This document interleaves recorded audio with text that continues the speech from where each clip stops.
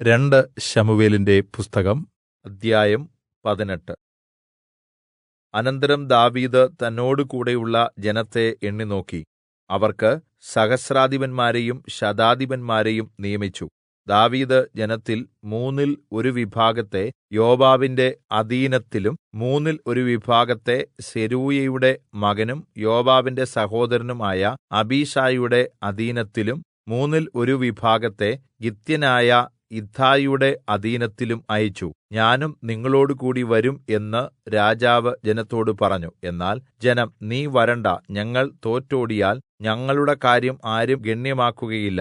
ഞങ്ങളിൽ പകുതിപേർ കൊല്ലപ്പെട്ടു എന്ന് വന്നാലും അതാരും ഗണ്യമാക്കുകയില്ല.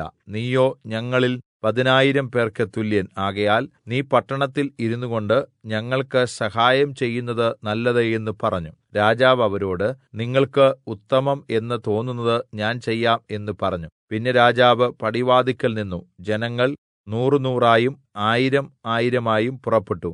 എന്നെ ഓർത്ത് അബ്ശാലോം കുമാരനോട് കനിവോടെ പെരുമാറുവീൻ എന്ന് രാജാവ് യോവാബിനോടും അബീശായിയോടും ഇത്ഥായിയോടും കല്പിച്ചു. രാജാവ് സൈന്യാധിപന്മാരോട് അബ്ശാലോമിനെക്കുറിച്ച് കല്പിക്കുമ്പോൾ ജനമെല്ലാം കേട്ടു. പിന്നെ ജനം പടക്കളത്തിലേക്ക് യിസ്രായേലിന്റെ നേരെ പുറപ്പെട്ടു. എഫ്രയീം വനത്തിൽവെച്ച് യുദ്ധമുണ്ടായി. യിസ്രായേൽ ജനം ദാവീദിന്റെ പടയാളികളോട് തോറ്റു. അന്ന് അവിടെ ഒരു മഹാസംഹാരം നടന്നു. 20,000 പേർ കൊല്ലപ്പെട്ടു. യുദ്ധം ആ ദേശത്ത് എല്ലായിടവും പരന്നു. അന്ന് വാളിന് ഇരയായതിലും അധികം പേർ വനത്തിനിരയായിത്തീർന്നു. അബ്ശാലോം ദാവീദിന്റെ പടയാളികൾക്ക് എതിർപ്പെട്ടു.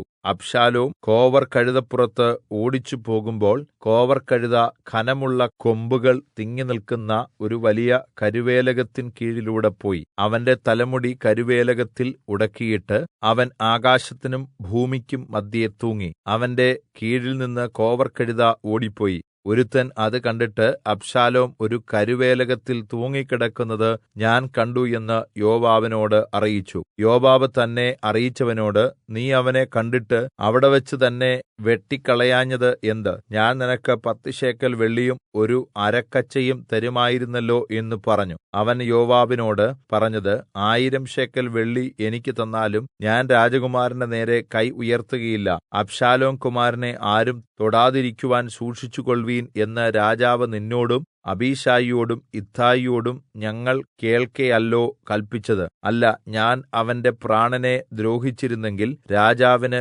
ഒന്നും മറവായിരിക്കുകയില്ലല്ലോ. നീ തന്നെ എനിക്ക് എതിരെ നിൽക്കുമായിരുന്നു. എന്നാൽ യോവാബ്, ഞാൻ ഇങ്ങനെ നിന്നോട് സംസാരിച്ച് സമയം കളയുകയില്ല എന്ന് പറഞ്ഞ് 3 കുന്തം കയ്യിലെടുത്ത് അബ്ശാലോം കരുവേലകത്തിൽ ജീവനോടെ തൂങ്ങിക്കിടക്കുമ്പോൾ തന്നെ അവയെ അവന്റെ നെഞ്ചിനകത്ത് കുത്തിക്കടത്തി. യോവാബിന്റെ ആയുധവാഹകന്മാരായ 10 യുവാക്കന്മാർ ചുറ്റുംനിന്ന് അബ്ശാലോമിനെ അടിച്ചുകൊന്നു. പിന്നെ യോവാബ് കാഹളമൂതി. യോവാബ് ജനത്തെ വിലക്കിയതുകൊണ്ട് അവർ യിസ്രായേലിനെ പിന്തുടരുന്നതിൽ നിന്ന് പിൻവാങ്ങി. അബ്ശാലോമിനെ അവർ എടുത്ത് വനത്തിൽ ഒരു വലിയ കുഴിയിൽ ഇട്ടു. അവന്റെ മേൽ ഏറ്റവും വലിയ ഒരു കൽക്കൂമ്പാരം കൂട്ടി. യിസ്രായേൽ ഒക്കെയും അവനവന്റെ വീട്ടിലേക്ക് ഓടിപ്പോയി. അബ്ശാലോം ജീവനോടിരുന്ന സമയം എന്റെ പേര് നിലനിർത്തേണ്ടതിന് എനിക്ക് ഒരു മകൻ ഇല്ലല്ലോ എന്ന് പറഞ്ഞ് രാജാവിൻ താഴ്വരയിലെ ഒരു തൂൺ എടുത്തു നാട്ടി അതിന് തന്റെ പേര് വിളിച്ചിരുന്നു. അതിന് ഇന്നുവരെ അബ്ശാലോമിന്റെ സ്മാരകം എന്ന് പറഞ്ഞുവരുന്നു. പിന്നീട് സാദോക്കിന്റെ മകനായ അഹീമാസ്, ഞാൻ ഓടിച്ചെന്ന് രാജാവിനോട്, യഹോവ അവനുവേണ്ടി ശത്രുക്കളോട് പ്രതികാരം ചെയ്തിരിക്കുന്നു എന്ന സദ്വർത്തമാനം അറിയിക്കട്ടെ എന്ന് പറഞ്ഞു. യോവാബ് അവനോട്, വാർത്ത നീ ഇന്ന് അറിയിക്കരുത്, മറ്റൊരു ദിവസം വാർത്ത അറിയിക്കാം. രാജകുമാരൻ മരിച്ചതുകൊണ്ട് നീ ഇന്ന് ഒരു വാർത്തയും കൊണ്ടുപോകരുത് എന്ന് പറഞ്ഞു. പിന്നെ യോവാബ് കൂശ്യനോട്, നീ കണ്ടത് രാജാവിനെ ചെന്ന് അറിയിക്കുക എന്ന് പറഞ്ഞു. കൂശ്യൻ യോവാബിനെ വണങ്ങി ഓടി. സാദോക്കിന്റെ മകനായ അഹീമാസ് പിന്നെയും യോവാബിനോട്, എന്ത് തന്നെ സംഭവിച്ചാലും ഞാനും കൂശ്യന്റെ പിന്നാലെ ഓടട്ടെ എന്ന് പറഞ്ഞു. അതിന് യോവാബ്, എന്റെ മകനെ, നീ എന്തിന് ഓടുന്നു? നിനക്ക് പ്രതിഫലം കിട്ടുകയില്ലല്ലോ എന്ന് പറഞ്ഞു. അവൻ പിന്നെയും, എന്ത് തന്നെ സംഭവിച്ചാലും ഞാൻ ഓടും എന്ന് പറഞ്ഞതിന്, എന്നാൽ ഓടിക്കൊള്ളുക എന്ന് യോവാബ് പറഞ്ഞു. അങ്ങനെ അഹീമാസ് സമഭൂമി വഴിയായി ഓടി കൂശ്യനെ പിന്നിലാക്കി. എന്നാൽ ദാവീദ് 2 പടിവാതിലിനും മദ്ധ്യത്തിൽ ഇരിക്കുകയായിരുന്നു. കാവൽക്കാരൻ പടിവാതിലിന് മീതെ മതിലിന്റെ മുകളിൽ കയറി തല ഉയർത്തി നോക്കി. ഒരുവൻ തനിയെ ഓടിവരുന്നത് കണ്ടു. കാവല്ക്കാരൻ രാജാവിനോട് വിളിച്ച് അറിയിച്ചു. അവൻ ഏകനെങ്കിൽ സദ്വർത്തമാനം കൊണ്ടാകുന്നു വരുന്നത് എന്ന് രാജാവ് പറഞ്ഞു. അവൻ വേഗത്തിൽ നടന്നെടുത്തു. പിന്നെ കാവല്ക്കാരൻ മറ്റൊരുവൻ ഓടിവരുന്നത് കണ്ടു.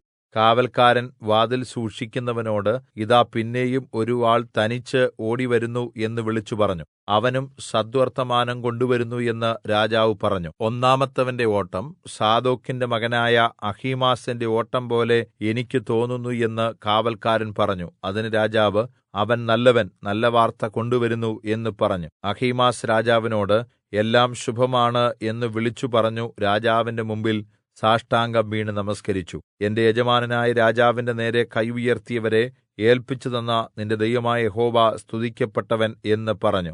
അപ്പോൾ രാജാവ്, അബ്ശാലോം കുമാരൻ സുരക്ഷിതനായിരിക്കുന്നുവോ എന്ന് ചോദിച്ചു. അതിന് അഹീമാസ്, യോവാബ് രാജാവിന്റെ ഭൃത്യനെയും അടിയനെയും അയക്കുമ്പോൾ വലിയ ഒരു കലഹം കണ്ടു. എന്നാൽ അത് എന്തെന്ന് ഞാൻ അറിഞ്ഞില്ല എന്ന് പറഞ്ഞു.